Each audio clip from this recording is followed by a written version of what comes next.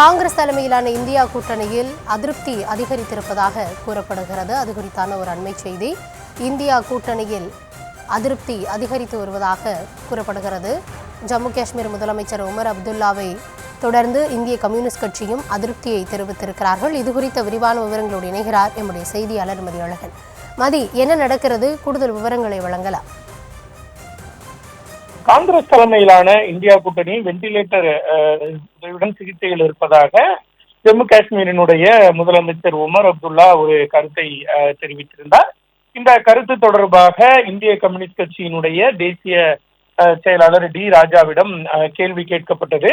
அதற்கு உமர் அப்துல்லாவினுடைய கருத்தை ஆமோதிக்கக்கூடிய வகையில் டி ராஜா கருத்தை தெரிவித்திருக்கிறார். அதாவது காங்கிரஸ் கட்சியினுடைய தலைவர் மல்லிகார்ஜுன கார்கே தான் தற்பொழுது இந்தியா கூட்டணிக்கு தலைவராக இருக்கிறார். ஆனால் அந்த கூட்டணி சார்பில் எந்த விதமான ஆலோசனை கூட்டங்களுக்கும் அழைப்பு விடுக்கப்படுவதில்லை, அதாவது கலந்தாலோசிப்பதில்லை. அதே போல இந்தியா கூட்டணியில் அந்த ஒருங்கிணைப்பு என்பது குறைவாக இருப்பதாக தெரிவித்திருக்கிறார். மேலும் அதே போல இந்த விவகாரத்தில் அனைத்து கட்சிகளும் ஒன்றிணைந்து செயல்பட வேண்டும் என்று தாங்கள் கோரிக்கை வைப்பதாகவும் அவர் குறிப்பிட்டிருக்கிறார். அதாவது மேலும் ஹரியானா, மகாராஷ்டிரா மற்றும் பீகார் மாநில தேர்தல்களில் என்ன நடந்தது என்பது அனைவருக்கும் தெரியும். குறிப்பாக பீகார் தேர்தலில் தொகுதி பங்கீடு என்பது முறையாக இல்லை. அதே போல அனைத்து கட்சிகளும் ஒருங்கிணைந்து முறையாக தேர்தல் பரப்புரை மேற்கொள்ளவில்லை. மேலும் ஒருங்கிணைப்பு என்பது இல்லை என்றும் அவர் குறிப்பிட்டிருக்கிறார்.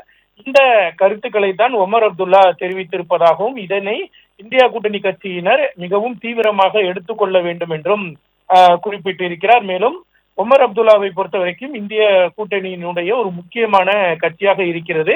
எனவே அவர்கள் அந்த இந்தியா கூட்டணி செயல்படும் விதம் குறித்து கூறியிருக்கக்கூடிய கருத்தை மிக தீவிரமாக எடுத்துக்கொள்ள வேண்டும் என்று டி ராஜா தெரிவித்திருக்கிறார். மேலும் இந்தியா கூட்டணி தொடங்கப்பட்ட நோக்கம் என்பது இந்தியாவை காப்பாற்றுவதற்கும் பிஜேபியை தோற்கடிப்பதற்கும் தான் அந்த இந்தியா கூட்டணி என்பது தொடங்கப்பட்டது. அதனால்தான் மதசார்பற்ற கட்சிகள் அனைத்தும் ஒன்றிணைந்து இந்த கூட்டணியை உருவாக்கி இருக்கிறோம். ஆனால் இந்தியா கூட்டணி எதற்காக உருவாக்கப்பட்டது, அந்த கோட்பாட்டின்படி தற்பொழுது இந்தியா கூட்டணி செயல்படுவதில்லை என்றும் டி ராஜா தனது விமர்சனத்தை முன்வைத்திருக்கிறார்.